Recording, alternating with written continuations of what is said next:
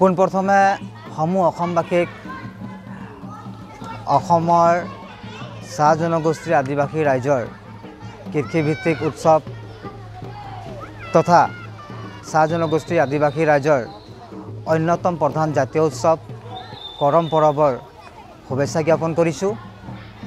আৰু আমি সমূহ মানখোৱাবাসী ৰাইজৰ উদ্যোগত আৰু প্ৰতিবেশী অঞ্চলৰ ৰাইজৰ সহযোগত অহা 27 ছেপ্টেম্বৰ 2024 তাৰিখে আমি মানখোৱা চাহ বাগিচাৰ ৰাজহুৱা 15 নং ৰাজহুৱা খেলপথাৰত আমি এদিনীয়া বৰ্ণাঢ্য কাৰ্যসূচীৰে কৰম উৎসৱ উদযাপন কৰিবলৈ আগবাঢ়িছোঁ।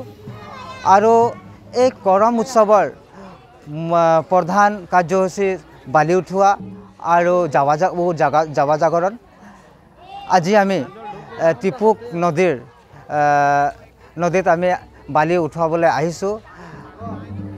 আজি বালি উঠোৱাৰ লগে লগে আমি তাত বীজ ৰোপণ কৰিম আৰু তাৰ লগতেই আমি নিতৌ আমাৰ কৰমমতীসকলে উপবাসত থাকি আমি নিতৌ বন্তি প্ৰজ্বলন কৰিম, ধূপ ধূনা আগবঢ়াম, লগতে আমি প্ৰাৰ্থনা কৰিম আৰু আশীৰ্বাদ গ্ৰহণ কৰিম। তাৰ লগে লগে আমি 27 তাৰিখে আমি কৰমডালক আমি আদৰি আনি আমাৰ কৰমবেদীত স্থাপন কৰিম আৰু আমি আমন্ত্ৰণ কৰি অনা পুৰোহিত চৰ্দাৰ পুৰোহিত দেৱৰ দ্বাৰা আমি আৰাধ্য কৰম দেৱতাৰ পূজা অৰ্চনা কৰিম।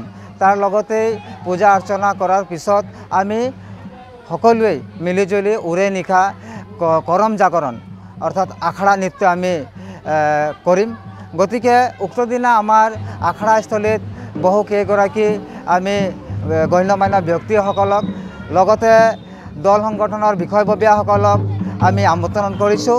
আৰু উক্ত দিনা যাতে জাতি বৰ্ণ ভাষা নিৰ্বিশেষে সকলোৱে আমাৰ আখৰাস্থলীত উপস্থিত হয় তাৰ বাবে আমি আপোনালোকৰ মাধ্যমৰ যোগেদি নিমন্ত্ৰণী শৰাই আগবঢ়াইছোঁ। উক্ত দিনা আখৰা উদ্বোধন কৰিব আমাৰ ডুমডুমা তালাপৰ বিশিষ্ট শিল্পী শ্ৰদ্ধাৰ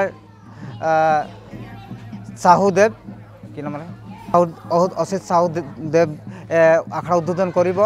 আৰু বিশেষকৈ সেইদিনা আমি দৌমুখীয়া চাহ বাগিচাৰ দুজন উদ্যমান যুৱক যি হিচাপে দুমুখীয়া চাহ বাগিচাত বিনামূলীয়াকৈ টিউশ্যন কৰি ছাত্ৰ ছাত্ৰীসকলক শিক্ষাৰ ক্ষেত্ৰত আগবঢ়াই নিয়াৰ এটা প্ৰচেষ্টা আগবঢ়াইছে, চাহ জনগোষ্ঠী সমাজক শিক্ষাৰ ক্ষেত্ৰত আগবঢ়াই নিয়াৰ বাবে এটা পৰিৱেশ গঢ়ি তুলিছে।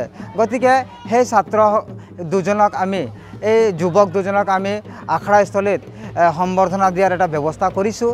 গতিকে এইখিনিয়ে আমাৰ উক্ত দিনাৰ কাৰ্যসূচী আছিলে। লগতে চিত্ৰাংকন প্ৰতিযোগিতা আছে, তাৰ পাছত কুইজ প্ৰতিযোগিতা আছে। দিনৰ ভাগত আমি এইখিনি কাৰ্যসূচী আমি সম্পন্ন কৰিম আৰু তাৰ লগে লগে পূজা সম্পন্ন হোৱাৰ আৰাধ্য কৰম দেৱতাৰ পূজা সমাপন হোৱাৰ লগে লগে আমি আমাৰ আমন্ত্ৰণ শিল্পী অচিত চাহুদেৱৰ দ্বাৰা আখৰা উদ্বোধন কৰি আমি উৰে নিশা সকলোৱে মিলিজুলি আখৰা নৃত্য আমি তাত কৰিম।